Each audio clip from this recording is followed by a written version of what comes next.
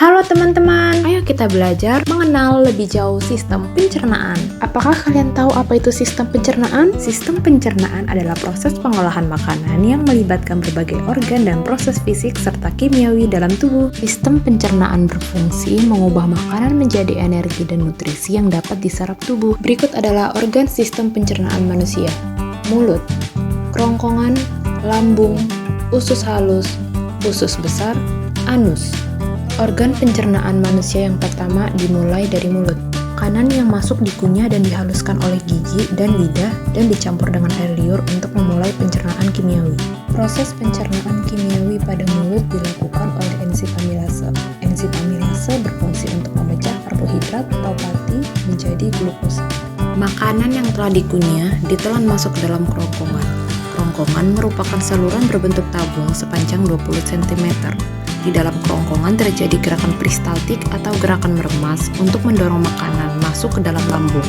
Di lambung terjadi proses pencernaan secara mekanis dan kimiawi. Pencernaan mekanis dilakukan oleh dinding atau otot lambung yang meremas dan mengaduk makanan.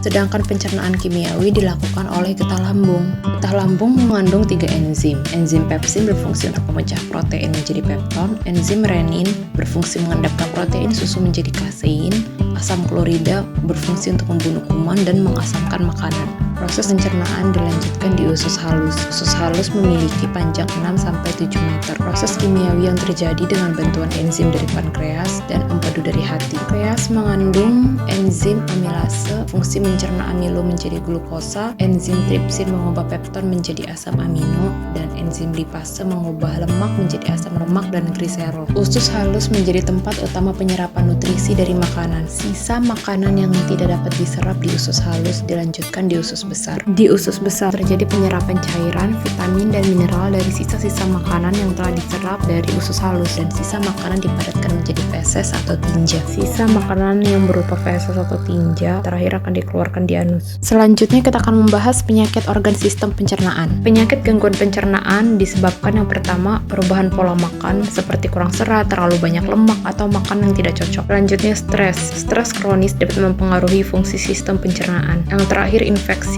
Infeksi bakteri atau virus dapat menyebabkan gangguan pencernaan seperti diare atau radang usus. Penyakit gangguan sistem pencernaan dibagi menjadi gangguan ringan dan gangguan lebih serius. Berikut penyakit gangguan ringan. Yang pertama, diare adalah peningkatan frekuensi buang air besar yang lebih cair. Solusi diare dengan mengonsumsi larutan garam dan gula atau oralit. Berikutnya, sembelit adalah sulit atau jarang buang air besar. Solusi untuk sembelit dengan banyak mengonsumsi makanan yang mengandung serat seperti sayur dan buah.